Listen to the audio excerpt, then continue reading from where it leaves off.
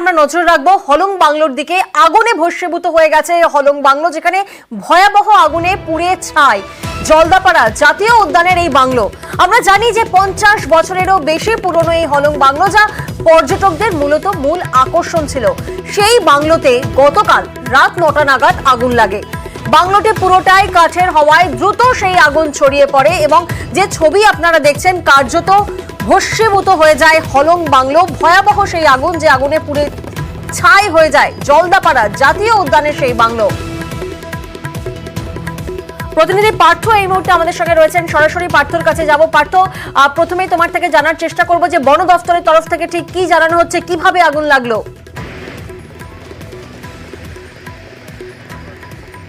দেখো, তোমাকে প্রথমে জানিয়ে রাখি যে 15ই জুন থেকে কিন্তু 15ই সেপ্টেম্বর পর্যন্ত এই বিভিন্ন ফরেস্টের যে বাংলোগুলো থাকে বন্ধ থাকে, অর্থাৎ 16 জুন থেকে কিন্তু একেবারে বন্ধ ছিল। কীভাবে গতকাল রাতে এই অগ্নিকাণ্ড ঘটলো এবং অবশ্যই এটা পর্যটকদের অতি প্রিয় একটি বনবাংলো এবং পুরোটাই কাঠের তৈরি। 1967 সালে এই বনবাংলোটি তৈরি হয়। পর্যটকদের অতি প্রিয় বনবাংলো।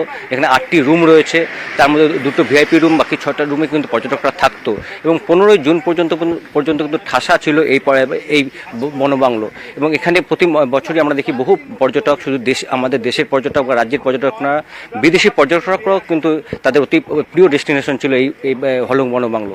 কিন্তু গতকাল রাতে এখানে অগ্নিকাণ্ডের ঘটনা ঘটে। প্রাথমিকভাবে যেটা বন দপ্তর জানাচ্ছে যে শর্ট সার্কিট থেকে এই অগ্নিকাণ্ডের ঘটনা একটি ঘটেছে এবং একটি এসি মেশিন কিন্তু ব্লাস্ট করেছে। এবং সেটাই প্রশ্ন, যেখানে এখন বনবাংলো ফাঁকা, যেখানে এখন বনবাংলো এখন জঙ্গলে ঢোকার নিষেধ, 16 জুন থেকে নিষেধাজ্ঞা জারি, টানা 3 মাস জঙ্গল বন্ধ থাকবে, সেখানে কীভাবে এই ঐতিহ্যমণ্ডিত বনবাংলোয় এসি মেশিন চালু ছিল বা এসি মেশিন কীভাবে ব্লাস্ট করলো, এটি এখন সবচেয়ে বড় প্রশ্ন। 2 নম্বর হলো যে বন দপ্তর জানাচ্ছে রাত 9টার সময় অগ্নিকাণ্ডের ঘটনা ঘটেছে, হয় রাত 10টা 10-এ কিন্তু এখানে দমকলের ইঞ্জিন এসে পৌঁছয় হাসিমারা এবং ফালাকাটার থেকে। ডিস্টেন্স খুবই কাছে, প্রায় আধ ঘন্টার ডিস্টেন্স, কিন্তু এই 1 ঘন্টা 10 মিনিট সময় লাগলো কেন? তার মানে কি অন্য কোনো কারণ লুকিয়ে রয়েছে? এইসব বিষয় কিন্তু উঠছে। আমি এখানকার যে পর্যটন ব্যবসায়ী, দীর্ঘদিনের পুরনো পর্যটন ব্যবসায়ী, তার সঙ্গে কথা বলে নেব একবার। বিষয়টা কিভাবে, আপনাদের কি সন্দেহ? একজন সন্দেহর আগে বলছি যে হলং বনবাংলোর একটা ঐতিহ্য গরিমা তো ছিলই। এখানে বিখ্যাত আমাদের সাহিত্যিক সমরেশ মজুমদার তার প্রয়াণকালে ঠিক 1 বছর আগে এখানে থেকে গেছেন।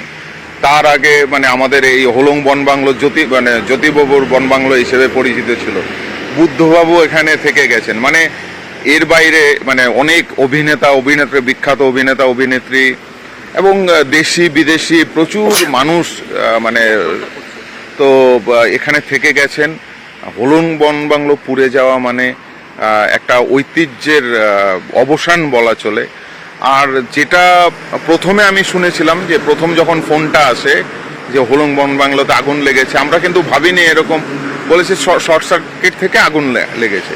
তো এরকম হতেই পারে, কিন্তু এত ভয়াবহ হবে কিন্তু সকালবেলা এসে শুনলাম যে না, এটা এসি বাস্ট করে আগুনটা লেগেছে। তো আমাদের একটা জেনারেল কোশ্চেন, জেনারেল একটা মানে সন্দেহ। পার্থ, বোঝাই যাচ্ছে উনি বলছেন যে 50 বছরেরও বেশি পুরনো এই হলং বাংলো, যেখানে যেটা মূলত আকর্ষণ ছিল এখানকার। কিন্তু তোমার থেকে একটু জানার চেষ্টা করবো, যেমনটা তুমি আমাদেরকে বলছিলে যে ডিস্টেন্স, অর্থাৎ যেখানে আগুন লেগেছে হলং বাংলো থেকে দমকলের ডিস্টেন্স হচ্ছে 1.5 ঘন্টার কাছাকাছি 30 মিনিট, কিন্তু 1 ঘন্টা 10 মিনিট পর দমকলের ইঞ্জিন এসে পৌঁছয়। এখানে দেরি হয়েছে, সেই প্রশ্নটা উঠছে। কিন্তু আরো একটি প্রশ্ন, আগুনকে সম্পূর্ণ নিয়ন্ত্রণ করতে, অর্থাৎ আগুনকে, ফায়ারকে অ্যারেস্ট করতে কতক্ষণ টাইম লেগেছিল?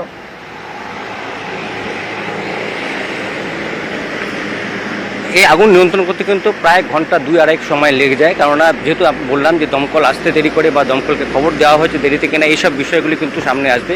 বন দপ্তর এখনও সকাল থেকে কোনো রকম বন দপ্তরের কর্তাদের সঙ্গে আমাদের কথা হয়নি, ফোনে যোগাযোগ করার চেষ্টা করছি। এই যে মানে দপ্তরকে কি খবর দিতে দেরি হয়েছিল, প্রথম প্রশ্ন। যদি সময় মতো খবর দেওয়া হয় তাহলে দমকলে আসতে 1 ঘন্টা 10 মিনিট সময় লাগবে কেন? ধন্যবাদ পার্থ। এত অতন্ত্র প্রহরী থাকে, এত নজরদারি থাকে, সেখানে আগুন লেগে গেল, কেউ দেখলো না, এটা তো নেগলিজেন্স ছাড়া কি বলবো। এটা ঐতিহ্যময় একটা বাংলো, সেই বাংলোটা আজকে আগুন বুঝতে বুঝে যাচ্ছে। মানে দূর দূর লোক আছে হলঙে এই বাংলায় থাকার জন্য।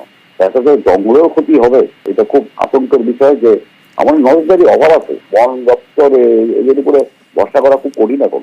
পর্যটকরা বাচ্চা নিয়ে ফ্যামিলি নিয়ে আসে, যদি থাকতো তাহলে তো আরো ব্যাপারটা মর্মান্তিক হয়ে যেত। বড় মন্ত্রীরা আসছে, চিফ মিনিস্টার আসছে, ওখানে থাকতো ফলমূল্যতে। বর্ষাতেও এখন যে বৃষ্টি পড়ছে, বা কাঠ তো শুকনো না, কাঠ তো ভিজা, বৃষ্টি পড়ছে, কিন্তু আগুন লাগা সঙ্গে থেকে বন দপ্তরের লোক থাকে।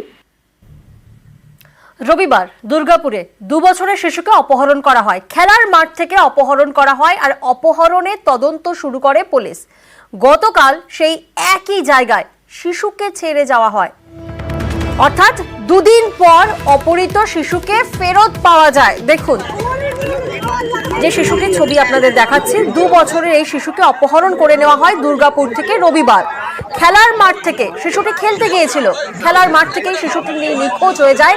মনে করা হয় শিশুটিকে অপহরণ করা হয় এবং সেই অপহরণের তদন্ত শুরু করে পুলিশ। এবং গতকাল সেই একই জায়গায় শিশুটিকে ছেড়ে যাওয়া হয়, অর্থাৎ শিশুটিকে সেই একই জায়গা থেকে উদ্ধার করে পুলিশ। প্রতিনিধি অর্পণ এই মুহূর্তে আমাদের সঙ্গে রয়েছেন। অর্পণ, 2 দিনের মধ্যে অপহরণ করা হলো, তারপর সেই একই জায়গায় শিশুকে ছেড়ে দেওয়া হলো যখন পুলিশ ঘটনার তদন্ত শুরু করেছে। পুলিশের প্রাথমিক তদন্তে কি মনে হচ্ছে, কে বা কারা জড়িত এই ঘটনার সাথে?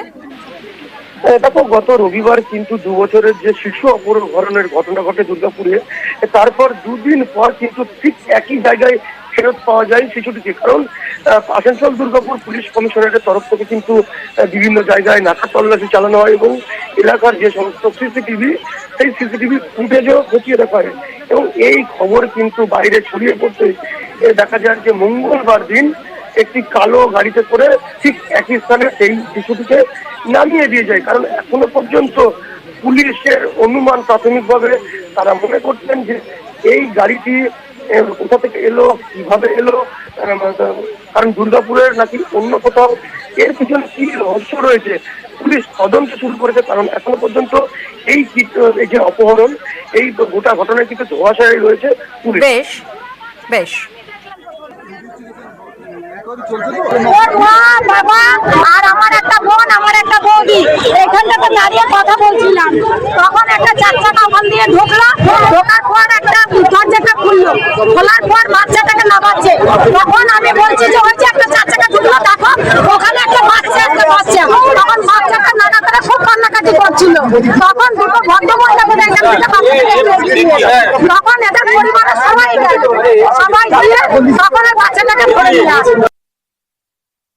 আমি ঠাকুরের দয়া বাচ্চা পেয়ে গেছি, আমি চলে এলাম, তখন সবাই মিলে গেল বাচ্চাকে আদর করলো। এইটি বলা আছে, আর খুবই ভালো কাজ করেছে স্যাররা। পুলিশ পুলিশ অনেক করেছে, যেটা করে গেছে খুব ভালো কাজ করেছে। এবং বলবো এরকম যতটা বাচ্চা হচ্ছে এইগুলো যেন না হয়, এটা স্যাররা একটু মাথায় রাখবেন। স্যার আপনাদের কাছে অনুরোধ করছি। গাজার কারবার, সেই নিয়ে প্রতিবাদ আর প্রতিবাদে উত্তেজনা। দেগঙ্গার কথা বলছি। দীর্ঘদিন ধরেই এখানকার স্থানীয়রা সরব হয়েছেন বারবার, কারণ গাজার কারবার চলছে, বেআইনি ভাবে চলছে।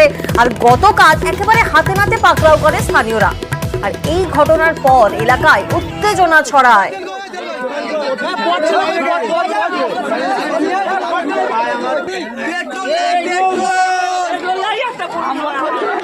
গতকাল হাতে নাতে পাকড়াও করার পর একেবারে স্থানীয়রা সরব হয়, উত্তেজনা ছড়ায়। কারণ দীর্ঘদিন ধরেই তো এই অভিযোগ ছিল স্থানীয়দের, গাজার কারবার নিয়ে তারা বারবার প্রতিবাদ করে এসেছেন। এরপরেই উত্তেজনা ছড়ায় দেগঙ্গাতে।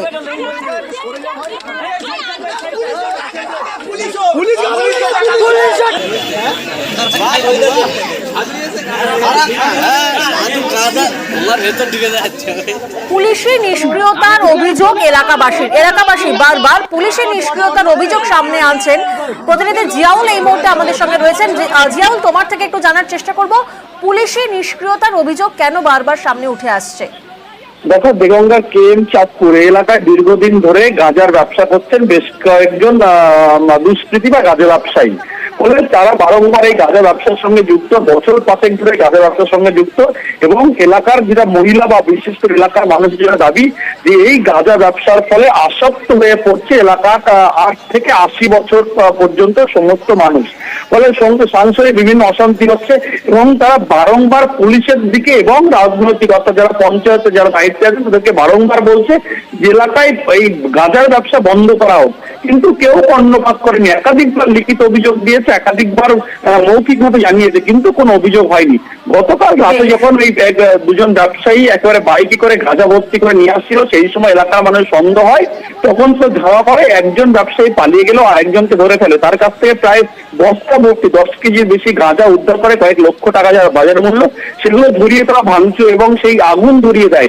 এবং যাতে পুলিশ আসার পরে যে পুলিশ এই গাঁজা উদ্ধার করতে না পারে, তার জন্য আগুন ধরিয়ে দেয় এলাকার মানুষের এটাই দাবি। তার কারণ পুলিশ এই গাঁজা উদ্ধার করলে পরবর্তীকালে আবার ঘুরপথে এই ব্যবসায়ীদের কাছে গাঁজা আসবে, এমনটা অভিযোগ তুলে তারা বিক্ষোভ দেখায় এবং এলাকার এবং এই দুই দুষ্কৃতীকে গ্রেপ্তার করতে হবে এবং পরবর্তীকালে পুলিশ এক দুষ্কৃতী এবং দুটি বাইক উদ্ধার করে এলাকা থেকে নিয়ে যায়। বেশ,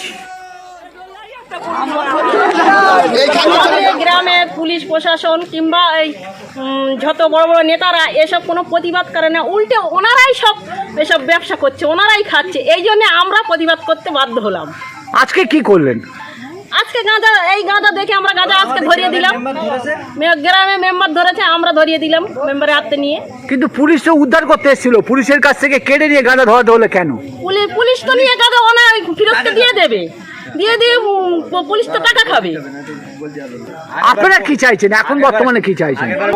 চাইছি যে এই গাঁজার ব্যবসাটা বন্ধ হোক, আমাদের সমাজটা উন্নত হোক, কারণ আমাদের সমাজটা একদম ধ্বংসের পথে নেমে যাচ্ছে। আমাদের ছোট ছোট বাচ্চারা 10 থেকে 12 বছরের বাচ্চারা ওরা পর্যন্ত এই গাঁজার নেশায় জড়িত হয়ে যাচ্ছে।